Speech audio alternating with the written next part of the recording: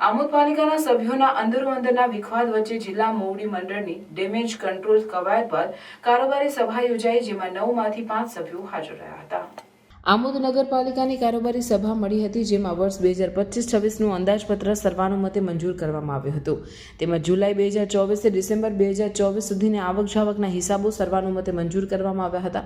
તેમજ કારોબારી બોર્ડની મંજૂરીની અપેક્ષાએ ટેન્ડર મંજૂર કરવાનો હુકમને બહાલી આપવામાં આવી હતી. અત્રે ઉલ્લેખનીય છે કે આમોદ પાલિકા સભ્યોના અંદરોઅંદરના વિખવાદને કારણે સભ્યોમાં અસંતોષ જોવા મળ્યો હતો, જેના કારણે 15મી માર્ચે રાખવામાં આવેલી સામાન્ય સભા કોરમના અભાવે મુલતવી રહી હતી.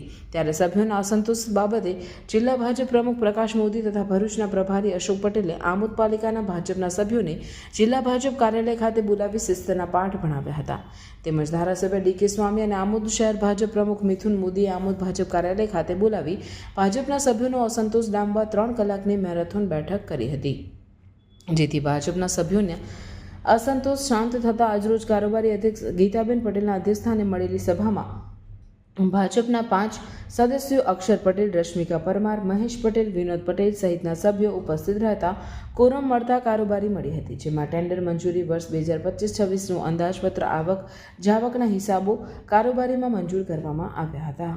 ગીતાબેન પટેલ, કારોબારી અધ્યક્ષ. આજરોજ આમોદ નગરપાલિકા કારોબારી સભા મળી હતી, જેમાં 9માંથી 5 સભ્ય હાજર રહ્યા હતા. કારોબારી સભા વર્ષ 2025-26નું અંદાજપત્ર મંજૂર કરવામાં આવ્યું હતું.